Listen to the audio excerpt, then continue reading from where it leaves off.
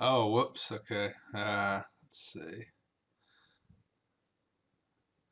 I gotta figure out. Let's see. There we go. Okay, I needed to swap out the views on those. This is going to be the just short lecture. It won't be too long, probably, hopefully not longer than 30 minutes. But just a short lecture explaining John Kruschke's kind of view on his criticisms of null hypothesis significance testing. So in Kruschke's textbook, which I think that's one of the optional texts, it's Bayesian statistics for psychology. He mentions that teaching post-hoc tests is what led to his initial disillusionment with null hypothesis significance testing. So Kruschke taught like a course, like the one you've taken this semester that I've been teaching. He taught that for many years. And so teaching post-hoc tests and how we make these corrections and adjustments and things like that, he thought that was kind of an inefficient and awkward process, and I can see where he's coming from. So now that we know the basics behind null hypothesis significance testing, I guess that's a typo. It should be NHST. We can examine some issues Bayesians have with this practice. So one issue that we'll talk about here, kind of the prominent issue, is that the experimenter's intentions, what they intend to do with the analysis and how they intend to carry out the study, those are relevant to null hypothesis significance testing. That's not the case for Bayesian approaches. So another issue is that post hoc tests are kludgy and inelegant. They can also increase type 2 error. Okay, so let's think about the logic of null hypothesis significance testing using like a coin flip as an example. So earlier in this course, when I presented some Bayesian approaches, we talked about an example of just predicting whether a coin is fair or not. So you could flip a coin, and if it's fair, it should come out 50-50 over the long run. If it's not fair, then it should be biased towards heads or tails. Okay, so suppose the coin is fair. So that's like our null hypothesis. Then when we flip the coin, we expect that about half the flips should be heads and half should be tails. Okay, so to make this precise, we need to figure out the exact probabilities of all the possible outcomes we could get. And then these can be used to figure out the probability of getting an outcome as extreme or more than the one we observed. Okay, so that's essentially what we do with null hypothesis significance testing. This probability is called a p-value, so the probability of getting the outcome we observed, an outcome that extreme or more, given the null hypothesis. Okay, so if this p-value is very small, say less than 0.05, then we decide to reject the null hypothesis. So notice that this reasoning depends on defining a space of all the possible outcomes from the null hypothesis. So we know if the null hypothesis is true, we can define the probability of any set of outcomes. So say if we flip the coin 100 times, what's the probability that they'll come out exactly 50-50? 49-51, 48-52, etc., and so on. Okay, so this space of all the possible outcomes is based on how we intend to collect the data. So is our intention to flip the coin exactly n number of times? Okay, is that what we intended to do? Okay, was this intention to flip the coin until the zth head appeared? So until, say, the 50th head appeared or whatnot? Okay, was the intention to flip for a specified duration? So were we just doing our experiment where we flip the coin for, say, 10 minutes and then document all the coin flips within that specified duration? So all of these different sets of intentions create different spaces of all the possible outcomes that we need to use to do null hypothesis significance testing. So this is what we have to define, the space of all the possible outcomes. Okay, and so our intentions affect that basically. And so that's the big issue that Kruschke is noting. Okay, so a more explicit and ignored definition of a p-value is the probability of observing an outcome at least that extreme when using the intended sampling and testing procedures. Okay, so by sampling, that means how did we sample participants from the population for our study? how did we assign them, and then how did we test them, and then how did we analyze the data. Okay, so all of that is implicit that we have this type of plan in place before we do our study, when we use null hypothesis significance testing and p-values. Okay, so this figure illustrates how a p-value is defined. Okay, so we have the null hypothesis with the sampling testing intentions A, and then this cloud is like all the different possibilities that we could have. Okay, so if that area of possibilities, if 5% of it is over here, then that's like our p-value basically. Okay, notice with this sampling intention B, the space is smaller. So the space of all our possible possibilities, the sampling and intention possibilities, all the possibilities under the null hypothesis are smaller than over here. Okay, so the important thing is the space of all possible outcomes that differs based on our sampling intention, resulting in a different conclusion. So if we considered way more possible outcomes over here and in sampling testing intention A, okay, than we did with sampling intention B, so we only considered a smaller space of possible outcomes, then we're more likely to have like a significant p-value over here and we'll be happier. Okay, so this is from Kruschke's book right here. People often refer to the p-value for a set of data, when in fact there are many possible p-values depending on the cloud of on how the cloud of imaginary outcomes is generated. Okay, so the cloud of possible outcomes depends on the intended stopping criterion. So when do we intend to stop our experiment? So this is something that's important to think about. It also depends on the intended tests that the researcher wants to make, because an additional tests expand the cloud with additional possibilities from these added tests. Okay, so do the actually observed data depend on the intended stopping rule or on what tests you plan to run them? So do they depend? Not an appropriately conducted research. So if we do an appropriately conducted study, our observed data, they don't depend on anything about what our intentions were in terms of our stopping rule or on what tests we planned to run on them. So our data, they're agnostic. They, aren't humans. They don't know anything. They're just inanimate objects or data. They don't know anything about what the experimenter intended to do.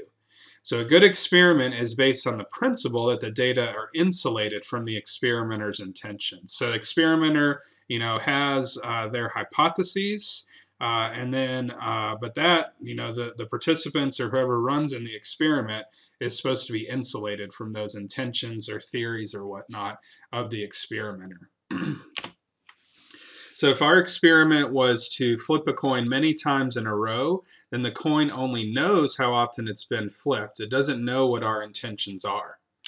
Okay, so our conclusion about the coin should not depend on what the experimenter had in mind while flipping it, nor what tests the experimenter wanted to do with the data afterwards. Okay, so the essential constraint on the stopping rule is that it should just not bias the data that we obtain. Okay, so this is dealing with our stopping rule now. So stopping at a fixed number of flips does not bias the data. So if we say we're going to flip the coin 100 times, that's not going to bias the data in any way. Okay, but if we stopped at a fixed number of heads or tails, that is going to potentially bias the data, because we can get a random sequence of unrepresentative flips that can cause data collection to stop prematurely. Okay, so you have to think about what is actually going to affect, my results, by what part of my plan is going to actually affect the results. So peeking at the data as it accumulates or comes in, and then continuing to collect additional data only if there is not yet an extreme outcome, can bias the data if a random extreme outcome can stop data collection prematurely. So this is kind of, I mentioned this earlier in this course, this is kind of like the canonical p-hacking right here. Okay, so you look at the data, maybe you analyze it, every time you run new subjects or every day or something like that, and you find, oh, p is less than 0.05. All right, we're done. Let's stop collecting this study and let's just write it up now. So that's extremely problematic, and so that's kind of the canonical case of p-hacking. Okay. However, optional stopping is less problematic with a Bayesian approach, and many argue that it is not problematic at all. So we've already looked at one example from Wagon Makers group where they replicated that kitchen towel rolls experiment. So the experiment where one group proposed that if you spin a roll of kitchen towels clockwise, it'll increase your openness. Wagon Makers put in a stopping roll that was more of a Bayesian form.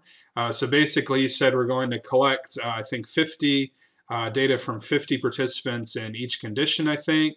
Then we'll look at the data, and if it's not yet a Bayes factor of 10, indicating strong evidence for either the research hypothesis or the null, we'll still keep collecting, until we reach a maximum number.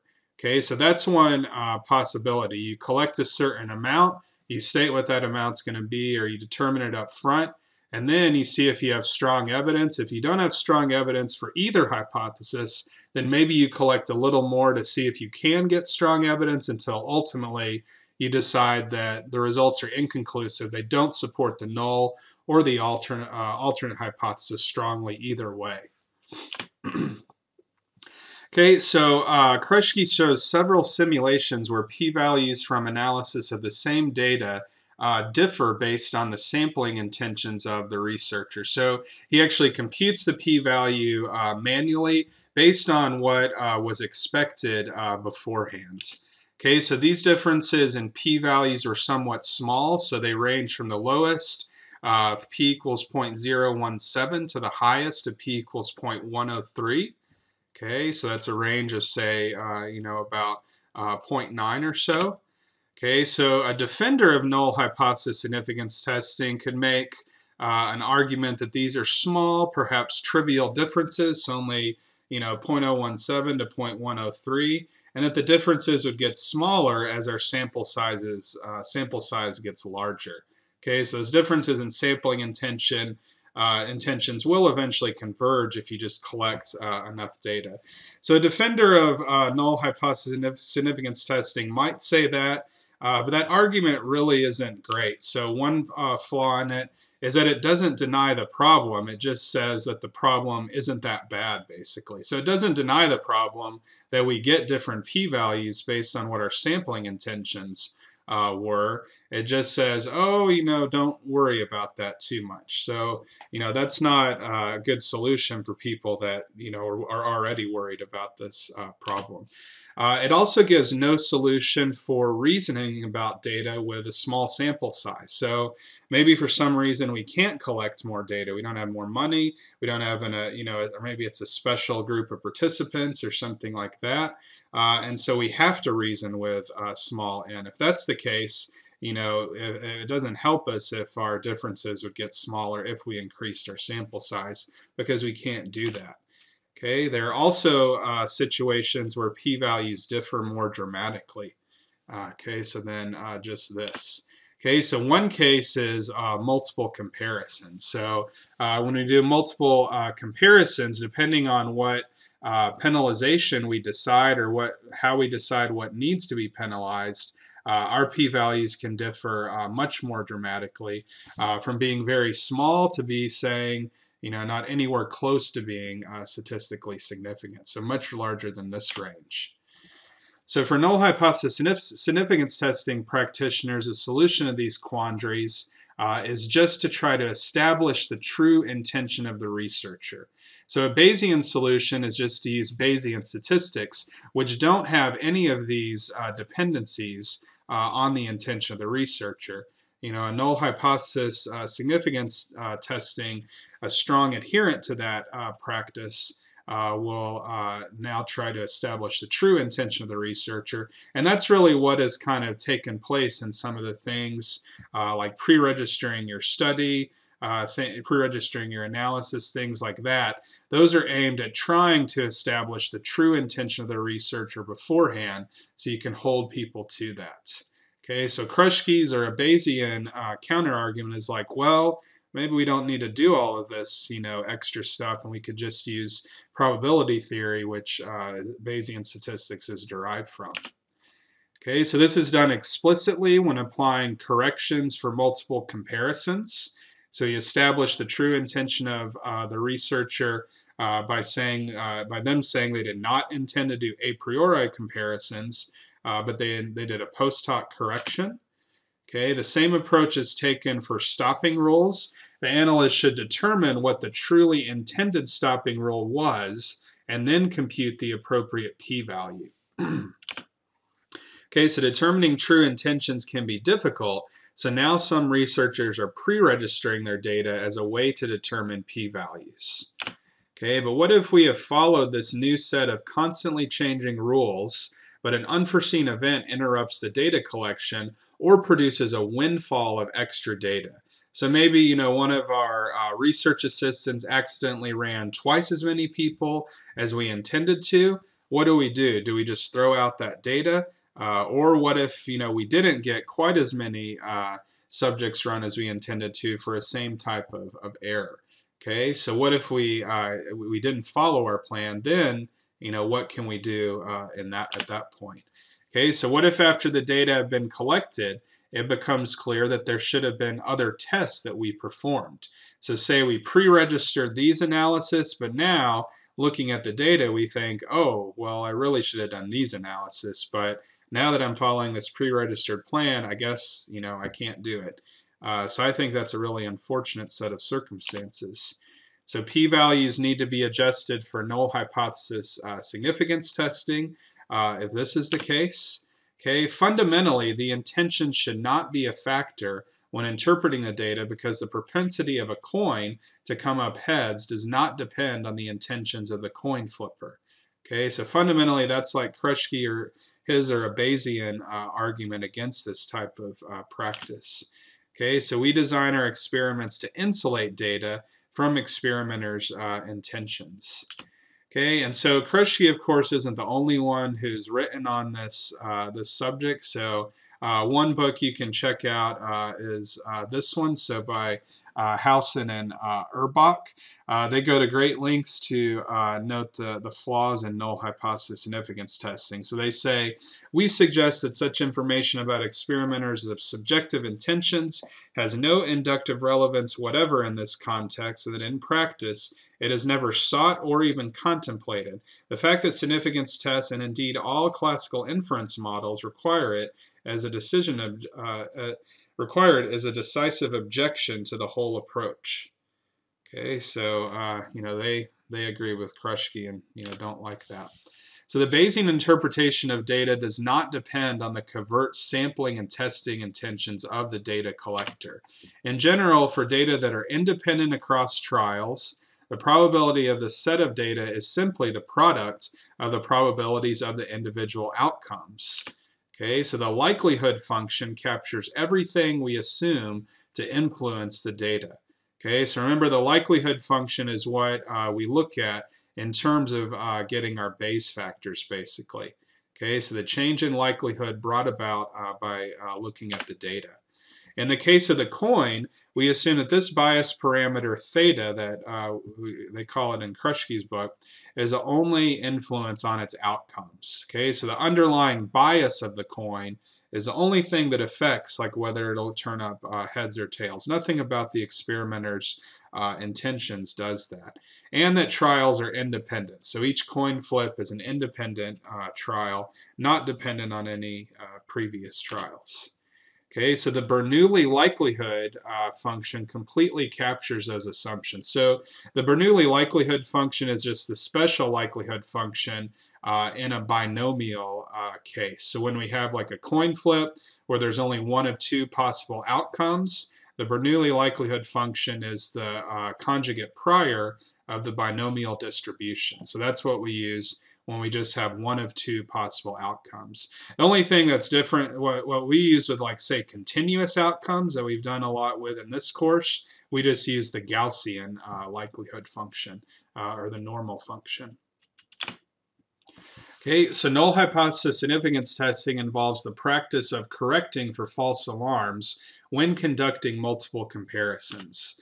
Bayesian analysis is not immune from flukes or false alarms, so you could still be wrong if you do a Bayesian analysis, but false alarms are planned to occur 5% of the time in null hypothesis significance testing. And multiple comparisons dramatically increase this chance of a type 1 error. Okay, but if a comparison is planned and not too many are planned, then it's okay to do the comparison as normal. Okay, so I think, I read in this a little bit of sarcasm, because, to me, this is kind of ridiculous, the set of constraints and caveats and things like that. If the comparison is post-hoc or only conceived after the data have been collected, then the critical p-value for rejecting the null hypothesis must be lowered, making the test more conservative. Okay, so the problem with null hypothesis with this approach is that the correction that must be made depends on the analyst's intentions. Okay, so two researchers could come to the same data and then leave with different conclusions because of the variety of comparisons that they find interesting enough to conduct and what provoked their interest. Okay, so this is a major problem because it's just these researchers' intentions will affect ultimately how the data are analyzed and at what level and what significance level basically they're analyzed with. Okay, so a creative and inquisitive analyst who wants to conduct many comparisons because of deep theorizing or to explore some provocative new trend that they have observed in the data is penalized in this process. The researcher can only do those additional analyses at the cost of using a more stringent threshold for each comparison, even the comparison that they were originally interested in. The uninquisitive researcher is rewarded with an easier criterion for achieving significance because they only did, one or fewer tests, fewer than the more inquisitive researcher. The researcher may have a greater chance of getting a significant result and getting his or her work published by feigning narrow-mindedness under the pretense of protecting the world from false alarms. So I agree with Kruschke. I think this is a big problem. Really, I call this intellectual dishonesty, kind of this feigning narrow-mindedness that, I'm not interested in any other questions. I'm only following my pre-registered plan. To me, that doesn't fully explain the data, and you really haven't done your job well enough by just feigning narrow-mindedness and ignoring all those other potentially interesting things you could look at in the data set. Another issue is that researchers may have the data to test another question that could possibly augment or counter the main findings, but they may argue that they cannot test this additional question because they did not conceive of it beforehand. So again, I think this is intellectually dishonest and it's bad, but I see it a lot of the time. You do your pre-registered study, your analysis seems to, from the main findings, seems to support your conclusions, but then there's some other stuff you could look at that maybe don't support the conclusions quite so strongly, and you just ignore it and you use all this null hypothesis significance testing reasoning to ignore it because you didn't plan to look at it in the first place. So I think that's a big problem because you're essentially ignoring parts of the data. You're not giving readers an impression of what the data look like in its fullest form. So let's consider estimating baseball batting abilities for players from different fielding positions. So a basic question might be whether batting ability differs for infielders versus outfielders. So, are outfielders better at batting than infielders and so on. The uninquisitive researcher might plan to just do the single comparison of infielders versus outfielders. A more inquisitive and knowledgeable researcher might plan to do this plus 3 additional comparisons. So they might say, well, I want to look at outfielders versus basemen, outfielders versus catchers and pitchers, and then basemen versus catchers and pitchers. Okay, the more inquisitive and knowledgeable expert is punished with a more stringent criterion for declaring significance, even on the comparison of outfielders versus infielders. Suppose that on seeing the data, the inquisitive researcher sees that catchers actually have about the same batting average as basemen, and therefore should be grouped with basemen rather than pitchers. Should this be considered post-hoc since they just decided after seeing the data? Or should it possibly be considered as planned because the researcher should have planned this comparison based on publicly available knowledge? So in other words, the researcher might be able to notice this right here, that say catchers are about the same as basemen. They might have been able to notice that just from looking at statistics from previous seasons. But maybe they didn't do that, and they only noticed it here when looking at their data. The issue is, well, is there an argument that it should be considered planned? Because if they were really knowledgeable, they would have known to make that comparison first based on prior data. Okay, suppose that the researcher sees catchers aren't that different than outfielders and nixes that comparison to increase the critical threshold. So they say, oh, they're not different, I'm just not going to do that test. Is this decision post-hoc since the test was planned in advance? Okay, all of these rules and heuristics for correcting for multiple comparisons are difficult to enforce, and psychology currently has a crisis of confidence in the reliability of our research. Okay, so we have a big problem in people believing the findings that we say are true. It seems problematic to have so much riding on the intentions of the researcher. Perhaps there's a better way where we don't have to rely on the intentions of the research, and we can analyze the data in a way like a Bayesian framework that doesn't depend on that. The rules and corrections can unnecessarily burden the research enterprise by punishing researchers for looking at their data more closely or testing additional questions after exploring the data. The problem is not solved by picking a story and just sticking to it, because any story still presumes that the researchers and testing intentions should influence data interpretation. Okay, but fortunately there's just one Bayesian posterior distribution no matter how you look at it. So the data from an experiment are carefully collected to be insulated from the experimenter's intentions regarding subsequent tests. Okay, there should be no way for an individual in one experimental group to be influenced by the presence or absence of any groups or subjects before or after the experiment. Moreover, the data are uninfluenced by the experimenter's intentions regarding groups and sample size. In a Bayesian analysis, the interpretation of the data is not influenced by experimenters' stopping and testing intentions, assuming those intentions don't actually affect the data. Okay, so if they do affect the data, then we have a problem. But if you can assure yourself that they don't, because you use randomized sampling and you don't tell your participants anything about the study, then you don't have an issue with that. So a Bayesian analysis yields a posterior distribution over the parameters of the model. Okay, so telling exactly how likely each parameter value is. The posterior distribution is the complete implication of the data. Okay, so that's like the best implication of the data we can get from probability theory, basically. It can be examined in as many ways as the researcher deems necessary. So various comparisons of groups are merely different perspectives we are taking on the posterior distribution. Okay, so this is kind of the Bayesian approach, and this right here, is kind of the heart of it. So we can look at that posterior distribution in as many ways as we want. It's a complete implication of the data. If we want to compare different groups, those are just different perspectives we are taking on this posterior distribution.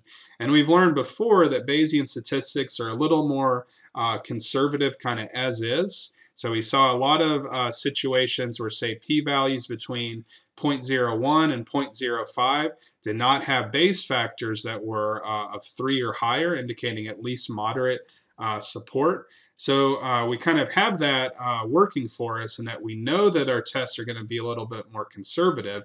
The nice thing is we can just look at anything we want to from that posterior distribution. Okay, so in the baseball example, the comparisons of different positions we could run are examined as marginal distributions that merely summarize the posterior distribution from different perspectives. The posterior distribution itself is unchanged by how we look at it. So it's just a probability distribution. This is unlike the cloud of imaginary possibilities from the null hypothesis. So there's nothing in a Bayesian approach. We just look directly at the posterior distribution, and we can tell the level of support for the alternate hypothesis versus the null on any marginal question that we look at for the posterior distribution. We don't have anything that we have to consider about the cloud of imaginary possibilities under the null hypothesis. So that's a nice thing about a Bayesian approach. The Bayesian posterior directly tells us the credibilities of the magnitudes of differences. So null hypothesis significance testing only tells us about whether a difference is extreme in a cloud of possibilities determined by the experimenter's intentions. So no analysis is going to be immune to false alarms because randomly sampled data will occasionally contain accidental coincidences of outlying values. So we're always going to have, false alarms or just weird things happen by coincidence. So accidents do happen. Okay, Bayesian analysis eschews the use of p-values as a criterion for decision making, however, because p-values control false alarms on the basis of the researcher's intentions, not on the basis of the data. Okay, so we want our false alarms to be based on the actual data, them just being, irregular or not what we would typically expect, not on anything about the researcher's intentions. Bayesian analysis instead accepts the fact that the posterior distribution is the best inference we can make given the observed data and our prior knowledge. So if a researcher feels their finding is a false alarm, they can and should collect more data until a greater degree of posterior credibility is reached. Okay, so the thing I love about Bayesian analysis is it says, look, you don't need to feign narrow-mindedness or be intellectually dishonest about, your sampling plan or anything like that. You can keep looking at that data as long as you want and finding as many things that are interesting about it as you want. And you can apply, Bayesian statistics to test different hypotheses. So that's the end of this lecture. So hopefully you can see why the Bayesian approach is so appealing to a lot of people, why a lot of people are kind of on board and really see it as like maybe the future, because it doesn't have this issue with the experimenter's intentions being so critical. So I think that's important, particularly if we have a problem trusting people's intentions. Maybe let's do something where we kind of remove their intentions from the process and just focus on looking at the actual data using probability theory and Bayesian statistics.